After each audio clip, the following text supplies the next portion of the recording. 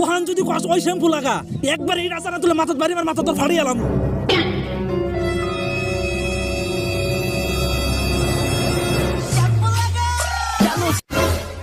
ওই দাঁড়া দাঁড়া দাঁড়া শ্যাম্পু তোর লাগা।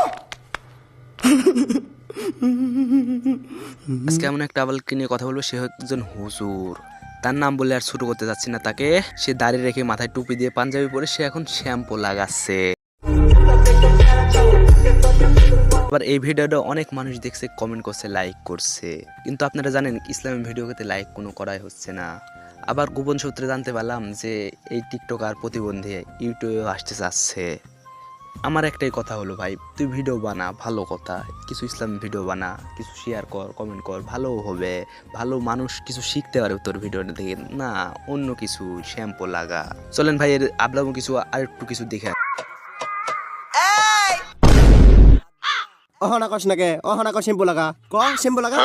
ভাই ওহান তো আমি শ্যাম্পু লাগার কথা কইতে আইছি না। তাইলে তুই কি কইতে আইছস? কি কইতে আইছি কলাটা সারেন বলতাছি।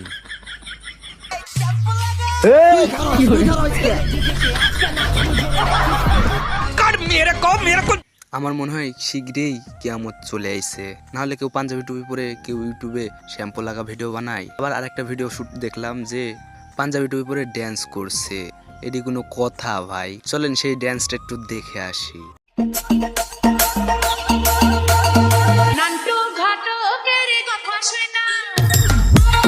এরকম কিছু বাঞ্চদের জন্যই ইসলাম ধর্ম আস্তে আস্তে ধ্বংসের পথে যাচ্ছে।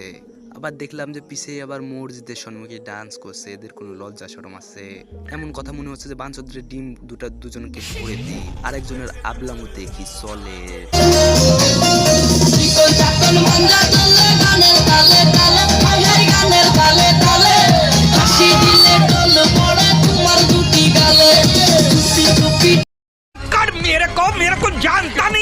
এই দাদাকে মনে হয় গাঁজা খাওয়াই দেওয়া হয়েছে, না হলে তো এভাবে ড্যান্স দিতে পারবে না। আর না হলে বলছে যে আরেকটি ওকে সুন্দর মেয়ে দেখে বিয়ে করিয়ে দেবে, এর কারণেই এভাবে লাগছে।